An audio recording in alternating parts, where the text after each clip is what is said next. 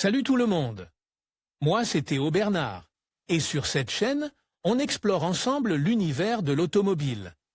Du fonctionnement des systèmes aux bons réflexes pour entretenir votre voiture au quotidien. Chaque vidéo est pensée pour vous rendre la route plus simple, plus sûre et surtout moins coûteuse. Si ce genre de contenu vous parle, pensez à cliquer sur j'aime, à vous abonner et regarder la vidéo jusqu'au bout. Les infos les plus utiles sont souvent à la fin. Que vous soyez amateur de littérature espagnole ou que vous aimiez simplement prendre la voiture et vous balader dans le pays, voici 2 célèbres routes littéraires en Espagne. Préparez vos bagages et partez à la découverte des voyages incarnés par 2 grandes œuvres littéraires espagnoles, Don Quichotte de la Manche, de Miguel de Cervantes, et Voyage à l'Alcaria, de Camilo José Solá. Dans les offres de voitures pour particuliers de Renting Finder, vous pouvez trouver la voiture qui vous convient le mieux et la louer pour une période de 2 à 5 ans afin de pouvoir parcourir à votre guise ces itinéraires littéraires fascinants et d'autres encore dans notre pays. Que entend-on par route littéraire? Index des articles vous est-il déjà arrivé de lire une œuvre littéraire et de vouloir voir les lieux où elle se déroule? Les villes, les villages, les paysages et les lieux pleins de charme et de beauté que l'auteur a capturés dans son texte et qui semblent prendre vie dans notre imagination. C'est l'origine de ce que l'on appelle les routes littéraires. Ces itinéraires vous permettront de voir de vos propres yeux à quoi ressemblent ces lieux aujourd'hui et de vérifier si l'idée que vous vous étiez faite des caractéristiques décrites par l'écrivain coïncident avec la réalité, si la ville est aussi grise ou aussi lumineuse qu'elle est décrite dans l'œuvre, comment la modernisation a changé les paysages ou si les gens sont toujours tels qu'ils ont été décrits. Découvrez ces 2 routes littéraires importantes en Espagne. Si vous aimez la littérature ou si vous voulez découvrir l'Espagne d'une manière différente, voici 2 routes littéraires importantes en Espagne. La route de Don Quichotte. La route de Don Quichotte vous emmène sur les lieux où le célèbre chevalier chevauchait sur le dos de sa fidèle Rocinante, sauf que vous pouvez y séjourner à votre guise, sans avoir à faire preuve d'imagination pour transformer l'auberge en palais, et que vous n'aurez pas à livrer de bataille de chevaliers. Cette route littéraire vous permettra d'entrer en contact avec l'esprit de la Renaissance qui a inspiré Miguel de Cervantes. Vous découvrirez une gastronomie riche et visiterez des villages, des églises, des auberges, d'anciens châteaux, des moulins et des vignobles où le temps semble s'être arrêté, le tout dans un paysage étonnant. Vous pourrez vous arrêter dans chaque village en fonction du temps dont vous disposez. Cet itinéraire commence par la belle ville de Tolède, déclarée patrimoine mondial de l'humanité par l'UNESCO. L'autoroute CM 42 vous conduira ensuite, en 45 minutes environ, à Consugra, au milieu d'impressionnants vignobles. À votre arrivée à Consugra, garez votre voiture et promenez-vous dans le centre historique. En quittant Consugra, vous traverserez des villages au charme particulier, tels que Puerto Lapis, Villarta de San Juan, Malagon et Daimiel. En arrivant à Ciudad Real, vous pourrez voir les sculptures de Don Quichotte et de Sancho Panza, devant le musée de Don Quichotte et la bibliothèque Cervantes. Visitez également la Torre del Alcázar, les églises et la Plaza Mayor.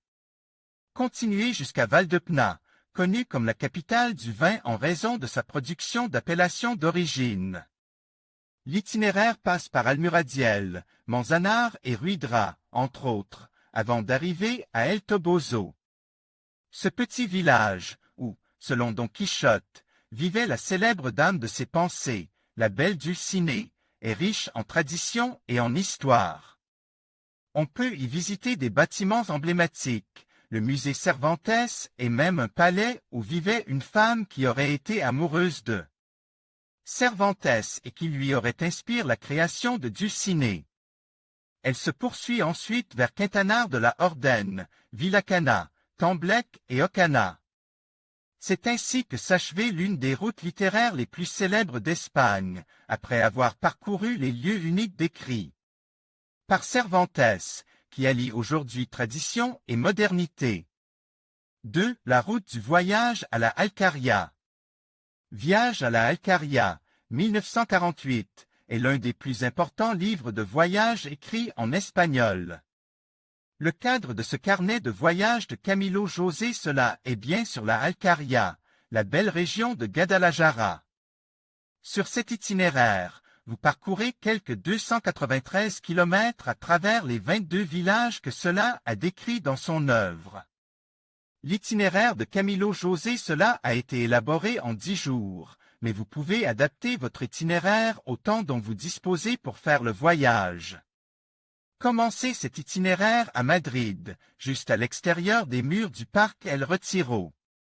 Quittez la ville par la 2, qui vous conduira en moins d'1 heure à Guadalajara. Après avoir traversé le fleuve Henar, vous entrerez dans la ville.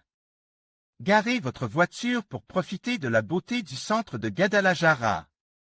Visitez le palais de l'Infantado, qui date du XVe siècle et est inscrit au patrimoine mondial de l'humanité.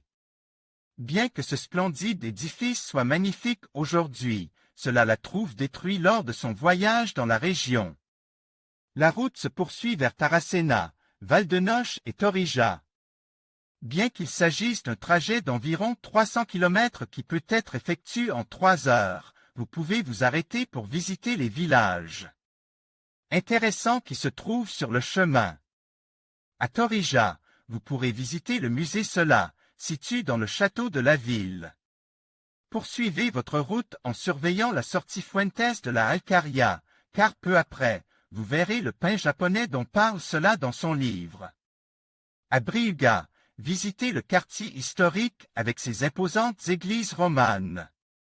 Le parc Maria Cristina, la grotte arabe de Brihuega et le château de Pena Bermeja sont d'autres lieux d'intérêt. Dans la vallée de Tajuna, vous passerez par Civica, Mazegozo et Cifuentes, une ville historique qui était sur le point de devenir la capitale de Guadalajara. Prenez le temps qu'il vous faut pour découvrir le riche patrimoine culturel de cet endroit. À environ 5 km de Cifuentes, vous arriverez à Trillo, où la rivière Cifuentes se jette dans le Tage. Vous verrez le pont sur le Tage, qui date du XVIe siècle. Visitez la cascade de Trillo, la Casa de los Molinos, l'ermitage de San Blas et les thermes de Carlos III, qui se trouvent à seulement 2 km de Trillo. La route se poursuit jusqu'à Buendia et, de là, jusqu'à El Olivar, un village avec de belles rues et beaucoup de traditions. Le paysage a sans doute beaucoup changé depuis que cela la traverse, mais il conserve une beauté particulière. Continuez jusqu'à Parja, où il y a beaucoup à voir. De là, nous arriverons à Casasana, un petit village de montagne, et nous continuerons jusqu'au monastère de Santa Maria de Montsalut, où cela a passe une nuit. Continuez jusqu'à Sasdon, une municipalité de la vallée du Tage, où vous pourrez voir l'église de Santa Maria de la Assumption. Cette route littéraire vous mènera à la ville médiévale de Pastrana, déclarée site historico-artistique. Prenez le temps de visiter ces bâtiments historiques. L'étape suivante est Zorita de Los Can, avec sa magnifique alcazaba mauresque du IXe siècle. Nous recommandons une promenade le long du Tage avant de continuer vers Rocopoli. Cette ville wisigoth est aujourd'hui un parc archéologique à la vie culturelle intense. Profitez de la nature et de l'histoire sur cette route littéraire unique. Il s'agit d'un itinéraire conçu pour ceux qui veulent sortir de la ville pour avoir un contact intime avec la nature pendant quelques jours, ainsi que d'autres itinéraires en Espagne que vous pouvez apprécier. Les meilleures offres des sociétés de location, une nouvelle voiture pour la première fois avec nos locations. En conclusion, parcourir ces 2 célèbres routes littéraires en Espagne est une expérience enrichissante qui nous plonge au cœur de l'héritage culturel et littéraire du pays. Que ce soit en suivant les traces de Cervantes ou en découvrant les paysages qui ont inspiré des générations d'écrivains, chaque kilomètre. Parcouru révélait une nouvelle facette de la richesse de la littérature espagnole. Nous espérons que cette aventure vous incitera à explorer ces routes et à vous immerger dans les histoires qui les habitent. Merci de nous avoir accompagnés dans ce voyage littéraire et à bientôt pour de nouvelles découvertes.